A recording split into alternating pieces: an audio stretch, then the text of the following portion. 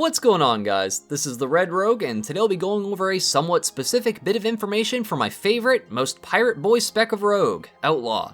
This video will go over the intricacies of the Count the Odds conduit, which is by and far the best option for Outlaw Rogue in terms of performance and, in my opinion, overall playability of the spec. However, to get that full potential out of it, you have to know a bit of how exactly it works, so we'll be going over that today. Let's begin.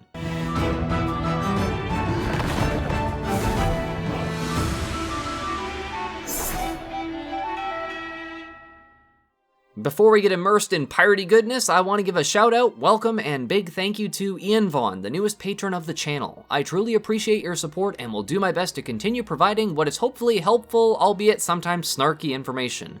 I sent you a message via Patreon whenever you get a chance to read it, and thanks again.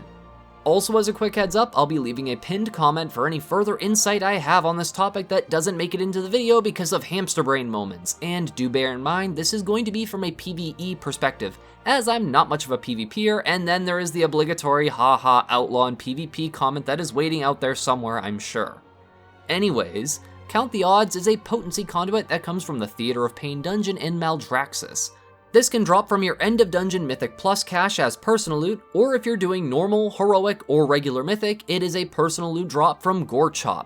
This conduit will make your ambushes and dispatches have a % chance every time you use either move to give you a roll the bones buff you don't already have active for 5 seconds, and if you use either of those moves from stealth, the duration and % chance of this occurring is tripled.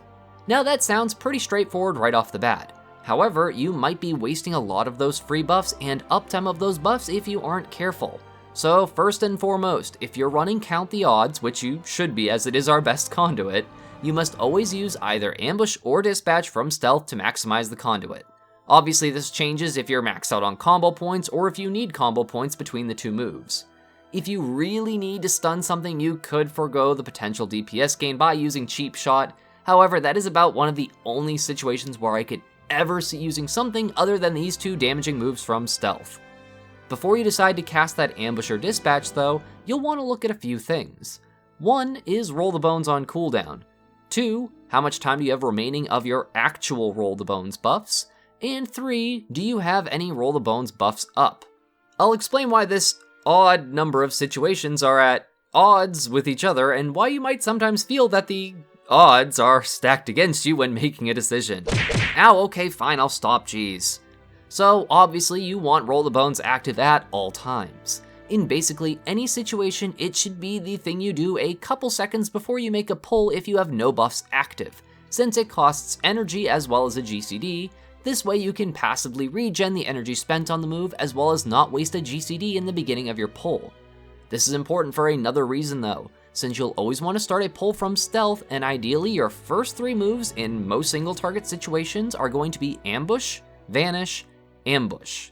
Unless you're running the Master Assassin Legendary, of course, as you want to maximize that 4-second crit window bonus before popping your vanish, but that's a different topic at the moment, as this information will be under the pretense that you're running the overall top choice, which is Celerity. However, the rest of this info won't change much other than that one little bit. Anyways, the reason you want that ambush, vanish, ambush in your opener is to try and fish up 2 extra 15-second long buffs, while also having at least 1 roll the bones buff active just from casting the regular ability.